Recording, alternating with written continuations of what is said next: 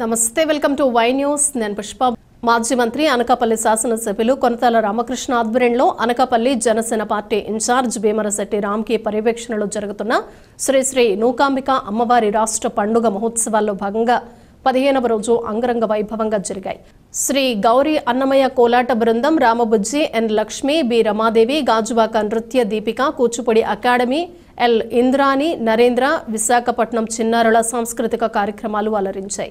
ఈ కార్యక్రమానికి ముఖ్య అతిథులుగా కొనతాల సంతోష్, అప్పారావు నాయుడు, బుద్ధ అప్పారావు, విల్లూరి హరికృష్ణ, పొలిమేర నాయుడు, బొడ్డేడ నాగేశ్వరరావు పాల్గొన్నారు. ఈ కార్యక్రమంలో శ్రీ నూకాంబిక దేవస్థానం చైర్మన్ పీల నాగశ్రీను, ధర్మకర్త మారిశెట్టి శంకర్రావు, నిర్వాహకులు తిమ్మపాత్రుని చక్రవర్తి, సకల గోవిందరావు, గండేపల్లి మురళీలు పాల్గొన్నారు. అనకాపల్లి అంటే నౌకాలమ్మకు ప్రసిద్ధి. ఆ నౌకాలమ్మ తల్లి పండుగని రాష్ట్ర స్థాయిలో గుర్తింపు తీసుకొచ్చినటువంటి ముందు కొనతాల రామకృష్ణ గారిని మనం మనస్ఫూర్తిగా అభినందిద్దాం. ఆయన ప్రోత్సాహంతో ఆయన ఇచ్చినటువంటి ఇక్కడ మాటను నిలబెట్టుకొని రాష్ట్ర స్థాయిలో ఈ ఉత్సవం జరగడానికి ఆయన ముఖ్యమంత్రిని, డిప్యూటీ ముఖ్యమంత్రిని ఒప్పించారు.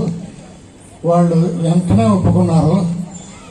మరి చూడండి, 4 రోజులు వైభవంగా ఈ సంబరాలు జరపకుండా ఉంటే నిజంగా కన్నుల పండుగ మనం ఎప్పుడూ చూడలేదు. ఎప్పుడు సో ఘనంగా మన నౌకాలమ్మకి ఈ ఉత్సవాలు మనం జరుపుకుంటున్నాం.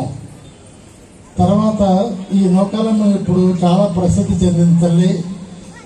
మనకి ఈ 4 రోజులే కాకుండా సంవత్సరం పొడవునా ప్రతి లక్షవారం, ఆదివారం ఒక తీర్థంలో జరుగుతూ ఉంటుంది. అంత ప్రసిద్ధి చెందినటువంటి అమ్మవారి పండుగకి ఇంత గుర్తింపు తీసుకొచ్చినటువంటి రామకృష్ణ గారికి మరొకసారి కృతజ్ఞతలు తెలియజేస్తూ నాకు అవకాశం ఇచ్చినందుకు ఆర్గనైజర్కి థ్యాంక్స్ చెబుతున్నాను.